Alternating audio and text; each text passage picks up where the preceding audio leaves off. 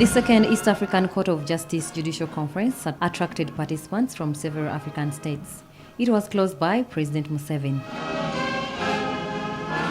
He emphasized the need for integration if Africa is to address underdevelopment challenges that affect the continent. Museveni based his argument on the law of GDP of Africa, which is $3.4 trillion.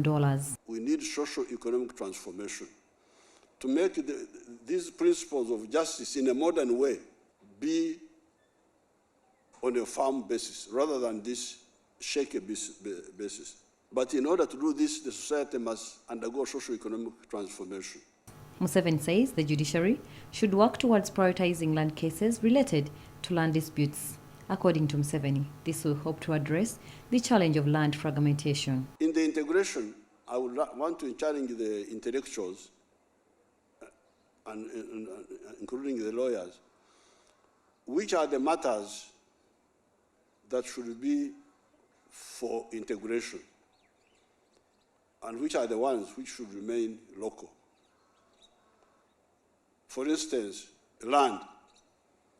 I don't think land should ever be a federal matter because that will divert us, will cause unnecessary arguments. It should always remain either a state matter or even in our cases it is a district matter. The President, East African Court of Justice, Nestor Kayobera, expressed the need to expand the budget allocation of the East African Court of Justice. Over the years, impacted negatively on the overall performance of the court.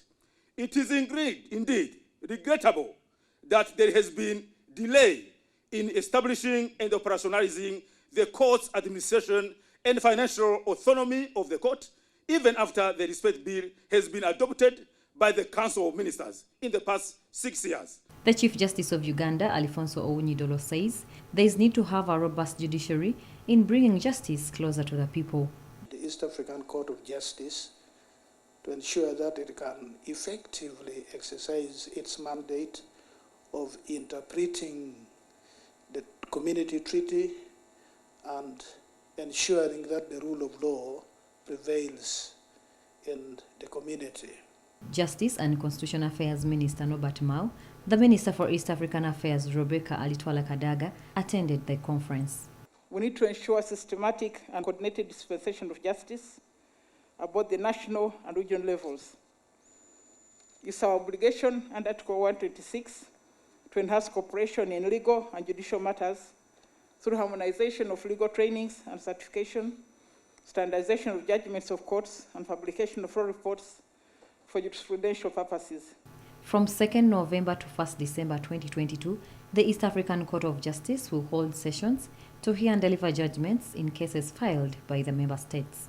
The member states include Uganda, Kenya, Tanzania, Rwanda, Burundi, DRC Congo, and South Sudan. Flavian Inkuze for CTV, PM Edition.